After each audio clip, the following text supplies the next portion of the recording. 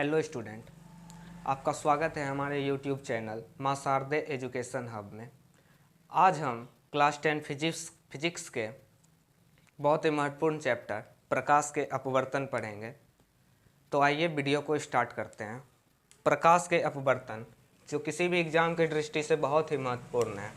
प्रकाश के अपवर्तन, refraction of light. हम लोग तो ये जानते हैं, प्रकाश के परावर्तन में हम लोग ये पढ़ चुके हैं कि जब प्रकाश की किरण एक माध्यम से होकर गुजरती है तो वो सीधी रेखा में गुजरती है, लेकिन जब वो एक पारदर्शी माध्यम से दूसरे पारदर्शी माध्यम में जाती है तो क्या उस समय भी वो सीधी रेखा में गुजर जाती है? इस क्वेश्चन का जवाब हमें प्रकाश के अपवर्तन चैप्टर से मिलेगा। तो आइए स्टार्ट करते हैं। प्रकाश के अपवर्तन, पहला सवाल आता है, अपवर्तन क्या है? अपवर्तन क्या है? परावर्तन के विषय में तो हम पढ़ चुके हैं कि जब कोई किरण किसी वस्तु से टकराकर पुनः वापस लौटती है, इस क्रिया को परावर्तन कहते हैं। ये भी जानते हैं कि प्रकाश की किरण जो है एक माध्यम में वो सीधी रेखा में गमन करती है, लेकिन ये नहीं जानते हैं तो क्या, जब हम लोग ये जानना चाह रहे हैं कि जैसे एक माध्यम में गुजरती थी तो वो सीधी रेखा में गुजरती थी, तो क्या वो दो माध्यम में भी जाएगी? तो मतलब एक पारदर्शी माध्यम से दूसरे पारदर्शी माध्यम में भी जाएगी तो क्या वो सीधी रेखा में गुजरेगी? इसकी जानकारी हम आज इस अपवर्तन चैप्टर से लेते हैं। चलिए आइए देखिए। पहला सवाल आता है, अपवर्तन क्या है? तो अपवर्तन का क्रिया ये बहुत महत्वपूर्ण है। अपवर्तन क्या है ये जान लेने से पहले एक एग्जाम्पल आप देखिए। एक एग्जाम्पल है, एक खाली कटोरी लीजिए। एक खाली कटोरी लेने के बाद उसमें एक सिक्का डाल दीजिए। सिक्का को डालने के बाद जैसे ही सिक्का डालेंगे तो वो जो कटोरी को है आप नेत्र से दूर ले जाइए कि जहाँ पर आपकी उसकी दृष्टि नहीं पड़े, जहाँ से आप उस सिक्का को नहीं देख पा रहे हो वहाँ ले जाइए। वहाँ ले जाइएगा तो आप सिक्का को नहीं देख रहे हैं, लेकिन धीरे धीरे उस कटोरी में जो है जल डालना प्रारंभ करिए। जब जल डालना प्रारंभ करिएगा तो वो जो सिक्का है वो दिखने लगेगा। किसका उदाहरण है ये प्रकाश का अपवर्तन का उदाहरण है। तो आइए परिभाषा देखते हैं प्रकाश का अपवर्तन का। प्रकाश का अपवर्तन किसे कहते हैं? जब कोई प्रकाश की किरण एक माध्यम से, एक पारदर्शी माध्यम से दूसरे पारदर्शी माध्यम में प्रवेश करती है तो वो प्रकाश की किरण की दिशा विचलित हो जाती है, यानी दिशा बदल जाता है, उसे ही प्रकाश का अपवर्तन कहते हैं। तो यहाँ देखिए, आइए लिख लीजिए। जब कोई प्रकाश की किरण एक पारदर्शी माध्यम से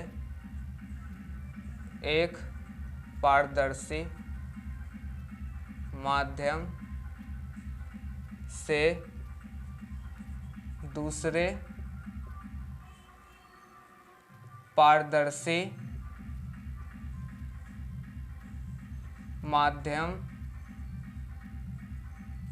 में प्रवेश करता है तो प्रकाश की किरण की दिशा, तो प्रकाश की किरण या दिशा भी लिख सकते हैं, प्रकाश की किरण की दिशा बदल जाती है या विचलित हो जाती है। प्रकाश की किरण विचलित हो जाती है, कुछ भी लिख सकते हैं, विचलित हो जाती है, उसे ही प्रकाश का अपवर्तन कहते हैं। अपवर्तन कहते हैं। प्रकाश का अपवर्तन तो जान लिए। अब ये अपवर्तन की क्रिया किस प्रकार होती है ये जानना होगा। इसके लिए आपको प्रकाश की चाल की जानकारी रखना अति आवश्यक है। तो प्रकाश की चाल, भिन्न भिन्न माध्यमों में प्रकाश की चाल भिन्न भिन्न होती है। हर एक माध्यम, चाहे वो वायु हो, जल हो या कांच हो, हर एक माध्यम में प्रकाश की चाल भिन्न भिन्न होती है। तो आइए देखते हैं किस माध्यम में कितना प्रकाश की चाल होता है। तो सबसे पहला हमारा आता है वायु। तो प्रकाश की चाल, प्रकाश की चाल, प्रकाश की चाल। तो प्रकाश की चाल वायु, वायु में कितना है, जल में कितना है और कांच, सब में भिन्न भिन्न है। वायु में, वायु इसे निर्वात भी कह सकते हैं, वायु को ही निर्वात या शून्य कहा जाता है। वायु में 3 लाख किलोमीटर प्रति सेकेंड, 3 लाख किलोमीटर प्रति सेकेंड। जल में 2,25,000 किलोमीटर प्रति सेकेंड। कांच में 2 लाख किलोमीटर प्रति सेकेंड। ठीक, भिन्न भिन्न माध्यमों में प्रकाश की चाल भिन्न भिन्न होती है।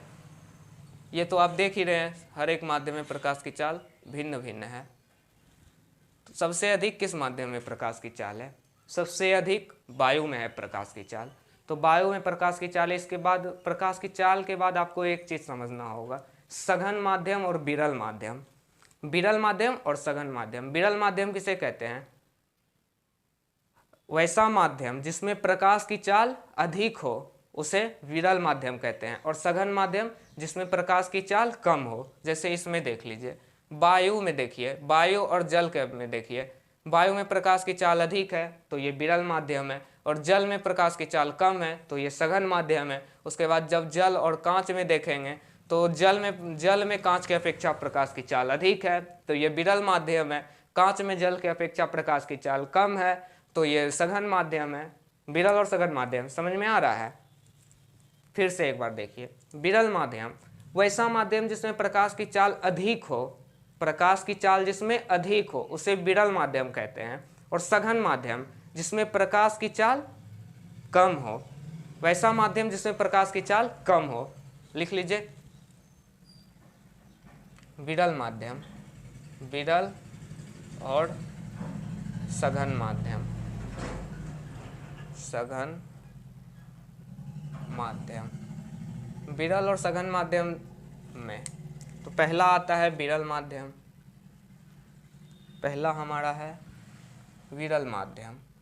विरल माध्यम, विरल माध्यम में क्या आता है हमारा, विरल माध्यम किसे कहते हैं, जिस माध्यम में प्रकाश की चाल अधिक हो, जिस माध्यम में प्रकाश की चाल अधिक हो। और सघन माध्यम, तो इसका एक एग्जाम्पल देख लीजिए। देखिए विरल माध्यम का एग्जाम्पल, वायु और जल के अपेक्षा। देखिए वायु जल की अपेक्षा, वायु जल की अपेक्षा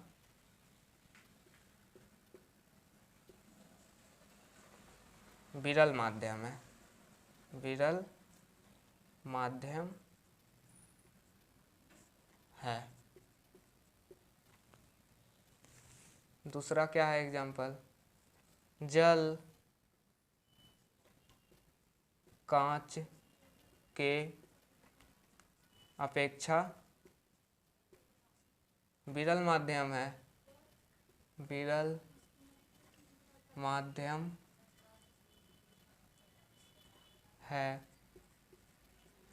अब दूसरा क्या आता है, सघन माध्यम, सघन माध्यम। सघन माध्यम किसे कहते हैं, वैसा माध्यम जिसमें प्रकाश की चाल अधिक कम हो, वैसा माध्यम, वैसा माध्यम, या तो ऊपर जैसा ही लिखिए, जिस माध्यम में प्रकाश की चाल कम हो, जिस माध्यम में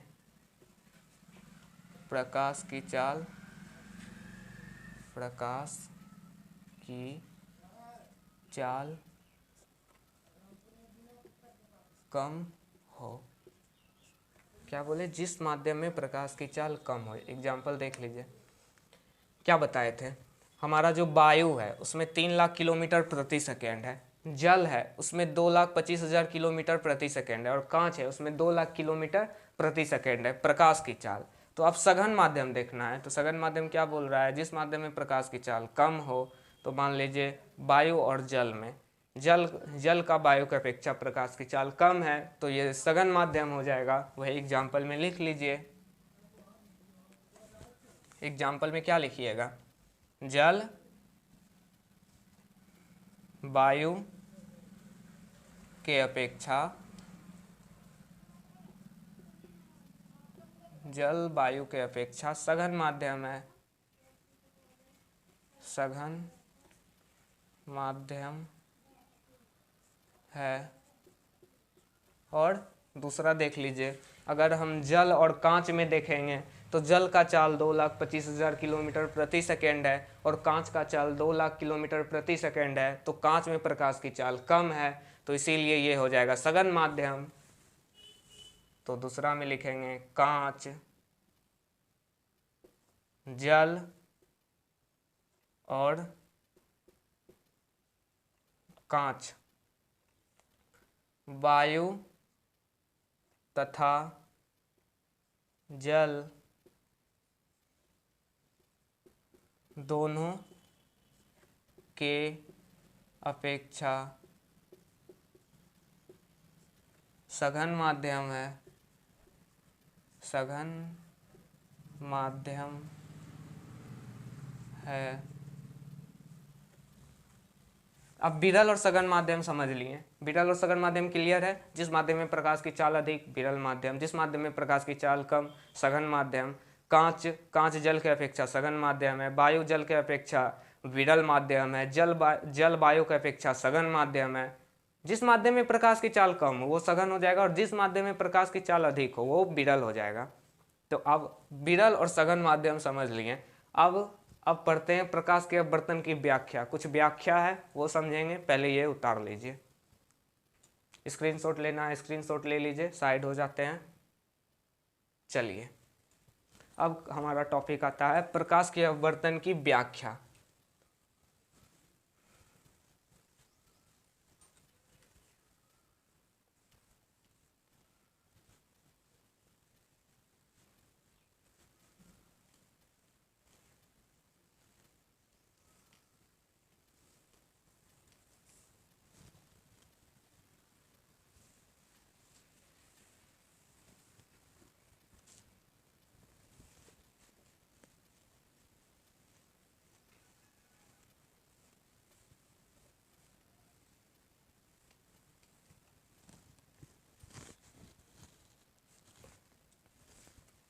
प्रकाश के अपवर्तन की व्याख्या। प्रकाश की अपवर्तन की व्याख्या। प्रकाश की अपवर्तन की व्याख्या। प्रकाश के अपवर्तन की व्याख्या क्या होती है? प्रकाश की अपवर्तन की क्रिया को समझने के लिए कुछ एक चीज़ है, टॉपिक है, वो आपको समझना होगा। हर एक चीज़ का नाम होता है, किस चीज़ को क्या बोलते हैं, उस हर एक चीज़ का नाम होता है, वो पहले समझना होगा। इसीलिए व्याख्या, प्रकाश के अपवर्तन की व्याख्या। तो व्याख्या में पहले एक फिगर बना लेते हैं।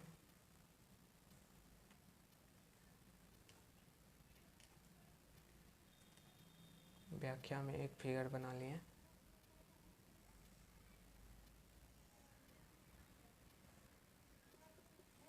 फिगर बना लेना है। व्याख्या में एक किरण आएगी, किरण आ गई।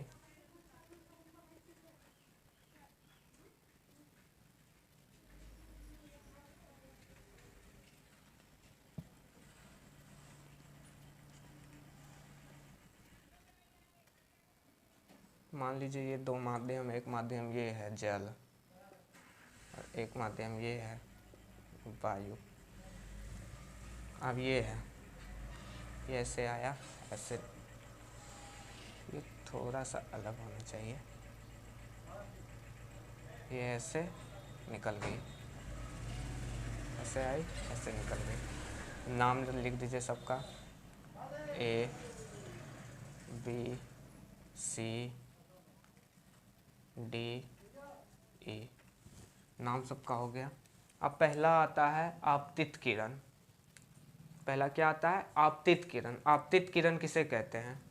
आपतित किरण, ये हो गया हमारा ए बी जो है, ये आपतित किरण कहते हैं। लेकिन इसका परिभाषा कैसे लिखिएगा? दो माध्यमों को अलग करने वाले सतह पर पड़ने वाले किरण को आपतित किरण कहते हैं। एक माध्यम वायु है, एक माध्यम जल है, इसका ये सतह है, ये दोनों को अलग कर रहा है, उस पर पड़ने वाले किरण ए बी है, उसे क्या कहते हैं? आपतित किरण कहते हैं। तो आपतित किरण किसे कहते हैं? आपतित किरण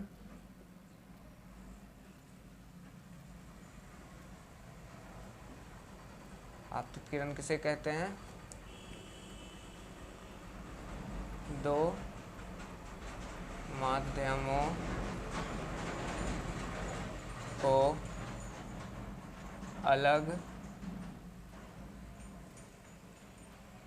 करने वाले सतह पर पड़ने वाले किरण, सतह पर पड़ने वाले किरण। आपतित किरण दो माध्यमों को अलग करने वाले सतह, ये हो गया सतह है, ये इसको अलग कर रहा है, उससे जल को वायु से अलग कर रहा है, तो ये सतह है, उस पर पड़ने वाले किरण ए बी किरण है, तो ये आपतित किरण हो गया। यही ना पड़ रहा है सतह को अलग करने वाले किरण पे, तो ये ए बी आपतित किरण हो गया। किरण को आपतित किरण कहते हैं।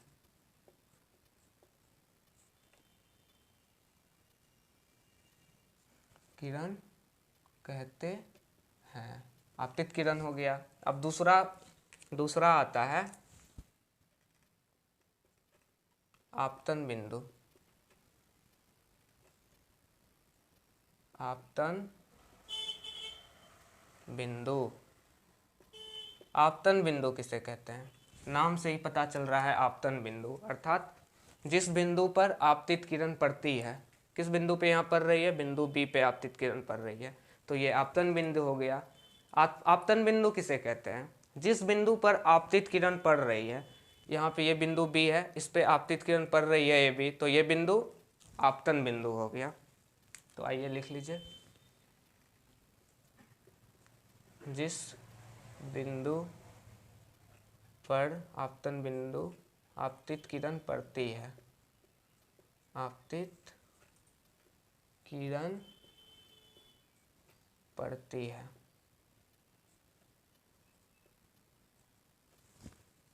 तीसरा क्या हो जाएगा? तीसरा हमारा हो जाएगा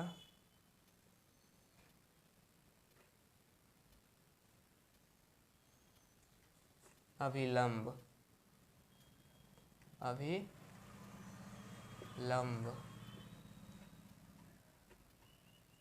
अभिलंब अभिलंब किसे कहते हैं? अभिलंब हमारा हो जाएगा, पहले ये आपतित किरण देख लीजिए। आपतित किरण हमारा क्या है? A B. आपतन बिंदु कौन है? बिंदु बी है। और अभिलंब आप देखिए, किसी सतह पर पड़ने वाले लंब को अभिलंब कहते हैं। इस सतह है ये, इस पे लंब क्या है? सी और बी है। मान लीजिए सी और ई लंब ही है, सी बी ई लंब है, तो इसी को अभिलंब कहेंगे। सी बी और यहाँ बी सी, इसका अभिलंब सी बी हो जाएगा, इसका अभिलंब बी। इस सतह पे कौन सा अभिलंब पड़ रहा है? ये सी और बी। ये जो सतह मान लीजिए है एफ और जी, तो सतह एफ और जी पे कौन अभिलंब पड़ रहा है?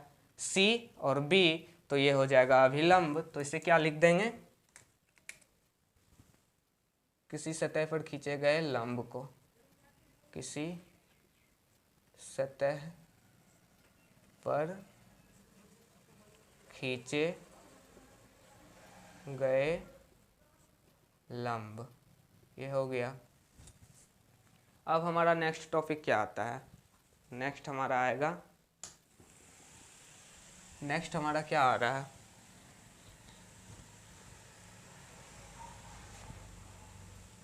लंब, अभिलंब हो गया। अब चौथा देखिए,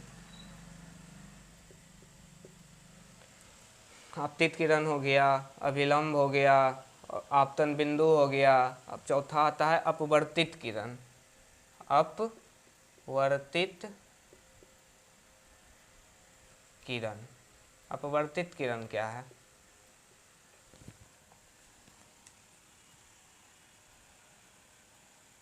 अपवर्तित किरण किसे कहते हैं? अपवर्तित किरण, जैसे ये आपतित किरण है, किसी ये पहला माध्यम है वायु, दूसरे माध्यम में ये हो जाएगा, दूसरे माध्यम में ये बी और डी, अपवर्तित किरण हो जाएगा। तो अपवर्तित किरण को परिभाषित कैसे करेंगे? दूसरे माध्यम में मुड़ कर जाने वाले किरण को अपवर्तित किरण कहते हैं। दूसरे माध्यम में मुड़ कर जाने वाले किरण को अपवर्तित किरण कहते हैं। या तो ये इधर मुड़ेगा या ये उधर मुड़ेगा, मुड़ना है ये, ऐसे निश्चिंत मुड़ना है। या तो ये अभिलंब के ओर मुड़ेगा या तो ये अभिलंब से दूर हटेगा, दोनों परिस्थिति में से मुड़ना है। इसीलिए इसका डिफिनेशन लिखेंगे, परिभाषा लिखेंगे। दूसरे माध्यम में मुड़ कर जाने वाले किरण को अपवर्तित किरण कहते हैं। दूसरे माध्यम में, दूसरे माध्यम में मुड़कर जाने वाले किरण को, दूसरे माध्यम में मुड़कर जाने वाले किरण को अपवर्तित किरण कहते हैं। अपवर्तित किरण कहते हैं। अपवर्तित किरण हो गया। अब हमारा बचता है आपतित कोण और अपवर्तित कोण। आपतित कोण क्या है? पांचवा हमारा क्या हो जाएगा? पांचवा यहाँ लिख देते हैं, ज़्यादा बेटर रहेगा। पांचवा आपतित कोण।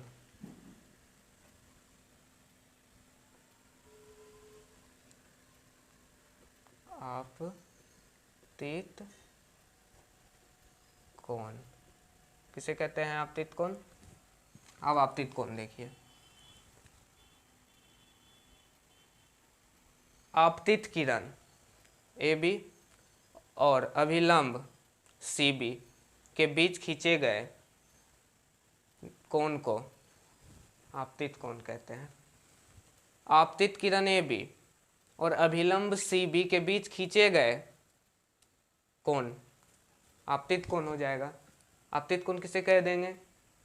आपतित किरण और अभिलंब के बीच निर्मित कोण को आपतित कोण कहते हैं। तो लिख देंगे आपतित किरण, आपतित किरण और अभिलंब के बीच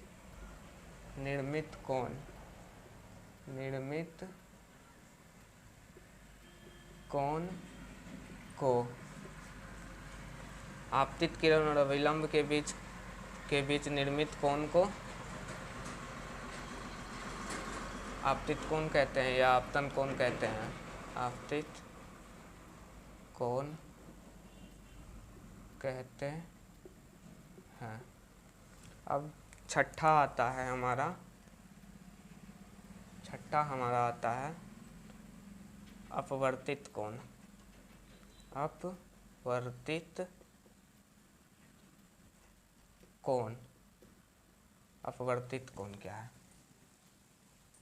तो यहाँ पे ये भी लिख सकते हैं, आपतित किरण AB और अभिलंब CB के बीच निर्मित कोण को आपतित कोण कहते हैं या आपतन कोण कहते हैं। और अपवर्तित कोण क्या हो जाएगा? सेम उसी तरह अपवर्तित किरण और अभिलंब के बीच निर्मित कोण, अपवर्तित किरण और अभिलंब के बीच यही कोण ना बन रहा है, तो ये हो जाएगा अपवर्तित कोण।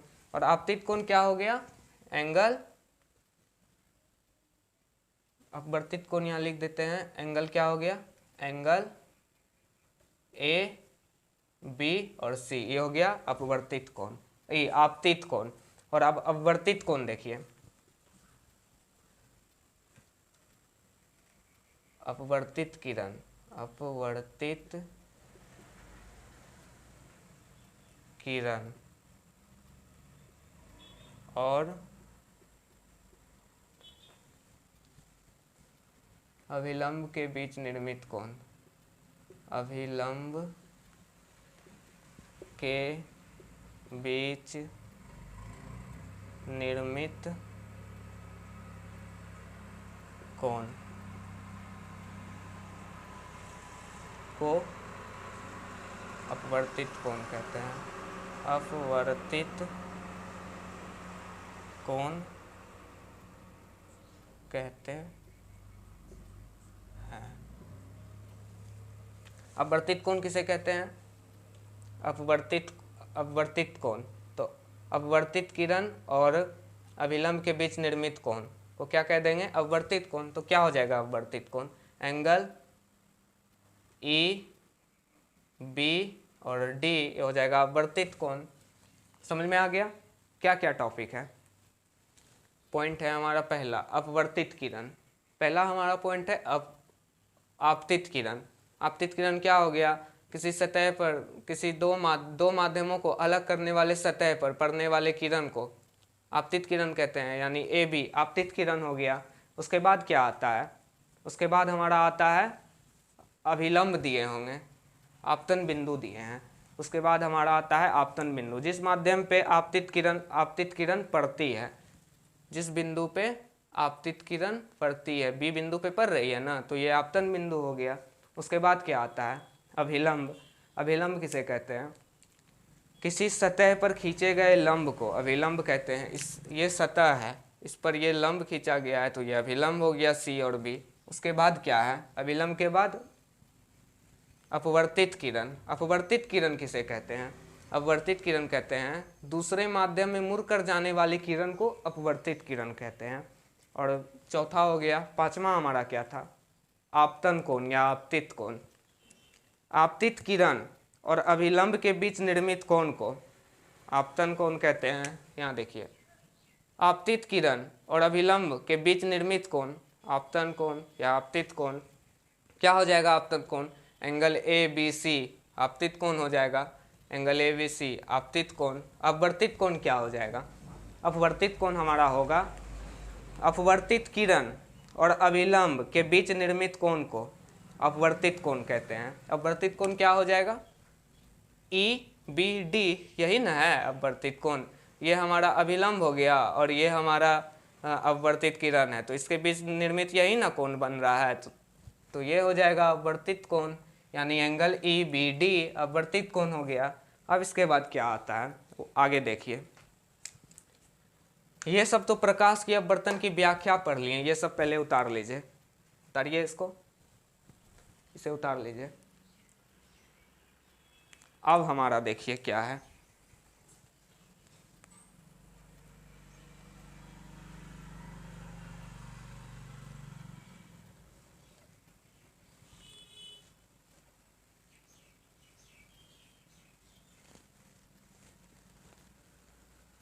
देखिए अब क्या होता है।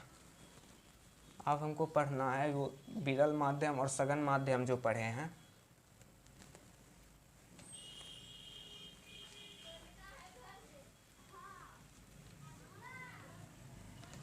विरल और सघन माध्यम जो पढ़े हैं उसका क्रिया कैसे होता है, विरल और सघन माध्यम का उपयोग कहाँ होता है, इसका यूज कहाँ है विरल और सघन माध्यम का। तो देखिए,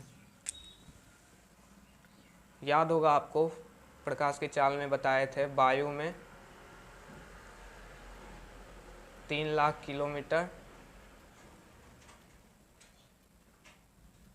3 लाख किलोमीटर प्रति सेकेंड, जल में 2,25,000 किलोमीटर प्रति सेकेंड, और कांच में कितना बताए थे? कांच में आपको बताए थे 2 लाख किलोमीटर प्रति सेकेंड। तो आप देखिए, आपको तो ये बताए हैं जिस माध्यम में प्रकाश की चाल अधिक हो वो विरल माध्यम, जिस माध्यम में प्रकाश की चाल कम हो वो सघन माध्यम। तो प्रकाश की चाल का उपयोग, ये जो प्रकाश की चाल है इसका उपयोग कैसे करेंगे, विरल माध्यम, सघन माध्यम, ये सब क्यों बताएं, इसका उपयोग कहाँ है। तो देखिए, जब प्रकाश की किरण जो है, विरल और सघन माध्यम का उपयोग देखिए, ये भी देखना है, ये भी अभी यूज होगा।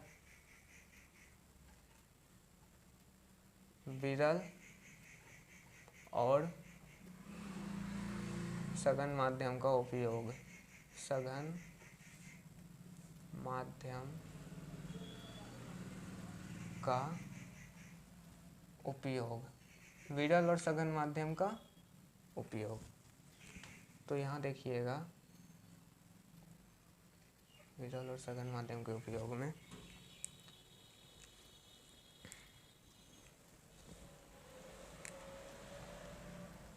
जब प्रकाश की किरण, जब प्रकाश की किरण विरल माध्यम से, विरल माध्यम से सघन माध्यम में जाता है तो प्रकाश की किरण, प्रकाश की किरण अभिलंब की ओर मुड़ जाता है, अभिलंब की ओर मुड़ जाता है। दूसरा होता है, जब प्रकाश की किरण सघन से विरल में जाता है, सघन माध्यम से विरल माध्यम में जाता है तो प्रकाश की किरण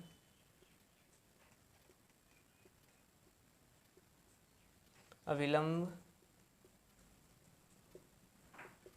से दूर हट जाता है, अभिलंब से दूर हट जाता है। आप देखिए, विरल और सघन माध्यम का उपयोग, जब प्रकाश की किरण विरल माध्यम से, यानी जिसमें प्रकाश अधिक है, मान लीजिए वायु से सघन माध्यम में जाता है, जल में जाएगा तो वह अभिलंब की ओर मुड़ जाता है। एग्जाम्पल देखिए, पहला का एग्जाम्पल फिगर सहित देखिए,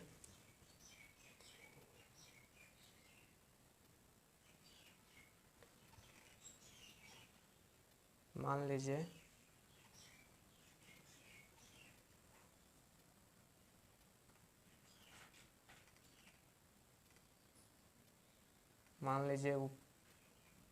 ऊपर जो है हमारा वायु है और एक माध्यम जो है ये जल है, जल, वायु और जल, यानी वायु विरल हो गया, वायु विरल, और ये क्या है, सघन, जल जो है सघन है। तो विरल से सघन में अगर प्रकाश की चाल जाएगा, हम तो जानते हैं किसी भी तरह एक आपतित किरण आई, यूँ आई, यहाँ एक अभिलंब खींचा जाएगा,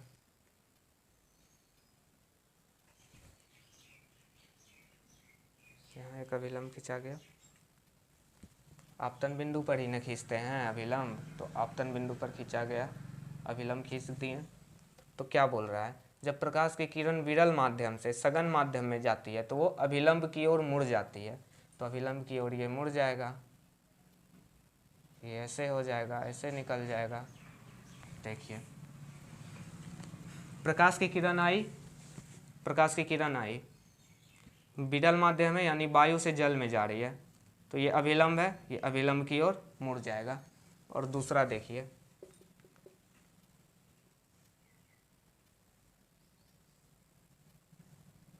दूसरा मान लीजिए वो जो है बाहर कांच है, ठीक, कांच में प्रकाश की चाल कितना है, 2 लाख किलोमीटर। और अंदर मान लीजिए जल है, जल में कितना है, 2,25,000 किलोमीटर प्रति सेकेंड। तो कांच में कम है, तो ये सघन माध्यम, जल में ज़्यादा है कांच की अपेक्षा, विरल माध्यम। तो आप देखिए विरल से सघन में, विरल से सघन में जाता है तो अभिलंब की ओर मुड़ता है, और सघन से विरल में जाता है तब क्या होता है। देखिए यहाँ किरण आई, प्रकाश की किरण आई, आपतन बिंदु ये हो गया जहाँ पड़ा, इस पे अभिलंब खींच दिया जाएगा।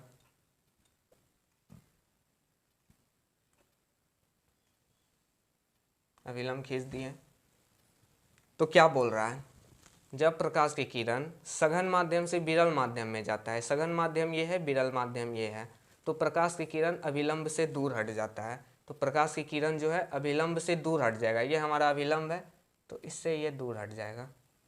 ये देखिए ऐसे है ना प्रकाश की किरण, ये है, तो अपवर्तन की क्रिया के फलस्वरूप ये अभिलंब से दूर हट जाएगा, यानी ऐसे हो जाएगा, अभिलंब से दूर हट जाएगा।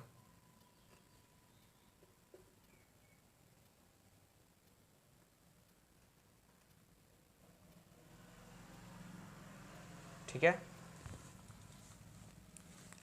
जब विरल से सघन में गया, विरल से जब सघन में गया अभिलंब की ओर मुड़ गया, सघन से जब विरल में जा रहा है अभिलंब से दूर हट जा रहा है। उतार लीजिए इसको, या तो स्क्रीनशॉट ले लीजिए।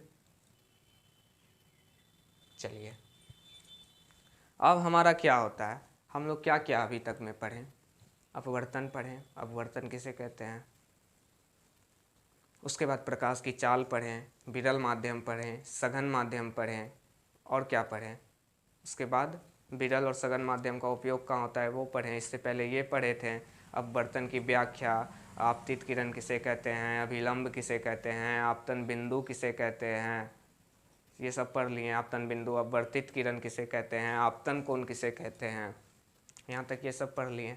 अब आगे का टॉपिक हमारा क्या आता है, ये देखिए आगे हमारा आता है, पहले इसे मिटा लेते हैं, कर लेते हैं, तब तक आप देखिए इसको।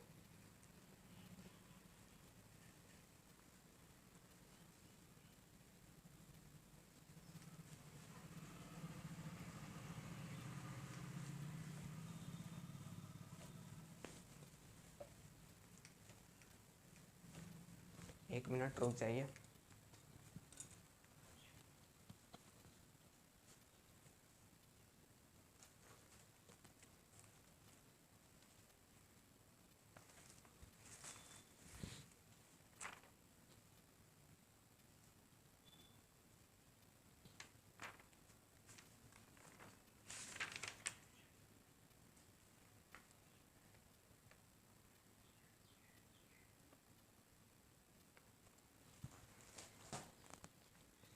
चलिए अब एक हमारा टॉपिक बच जा रहा है पार्श्व विस्थापन। पार्श्व विस्थापन किसे कहते हैं, तो देखिए पार्श्व विस्थापन किसे कहते हैं, ये भी मिटा दे रहे हैं। पार्श्व विस्थापन, तो देखिए फ्रेंड्स, पार्श्व विस्थापन, पार्श्व विस्थापन, पार्श्व विस्थापन किसे कहते हैं, यही बोल रहा है। देखिए 2 माध्यम ले लीजिए, माध्यम ले लिए, दो माध्यम ले लिए। चलिए 2 माध्यम ले लेते हैं। उसके बाद मान लीजिए ये वायु, ये जल।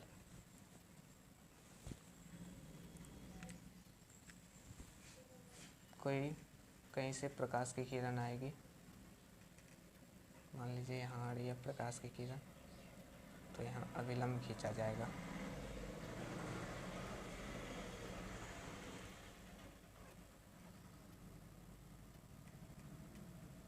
अभिलंब खींच दिए तो देखिए विरल से सघन में जा रही है। वायु में प्रकाश की चाल अधिक है जल से, तो विरल से सघन में जा रही है, तो ये तो अभिलंब की ओर मुड़ जाएगी ना।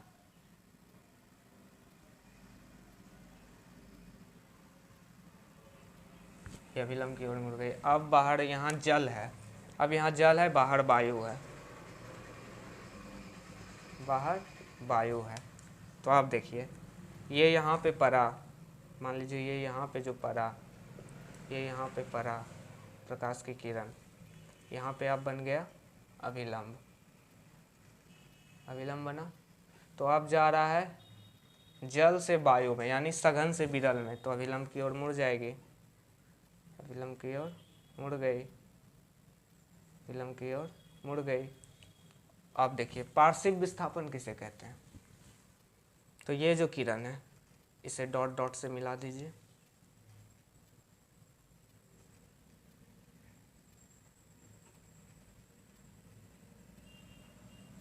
अच्छा से नहीं मिला,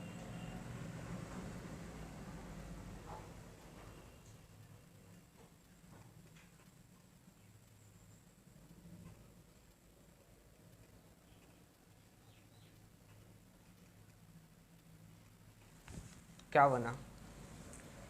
ये हो गया, ये जो यहाँ निकला ये निर्गत किरण हो गया। क्या हो गया? ये निर्गत किरण, निर्गत किरण।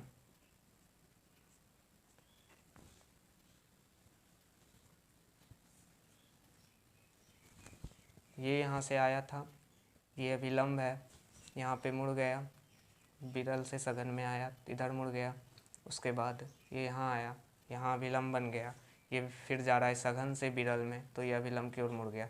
तो ये जो है ये वाला, ये निर्गत किरण है, ये आपतित अपवर्तित किरण है, ये आपतित किरण है, और ये निर्गत किरण है। और पार्श्विक विस्थापन किसे कहते हैं? तो पार्श्विक विस्थापन निर्गत किरण, निर्गत किरण और आपतित किरण के बीच लंबवत दूरी को पार्श्विक विस्थापन कहते हैं। पार्श्विक विस्थापन किसे कहते हैं?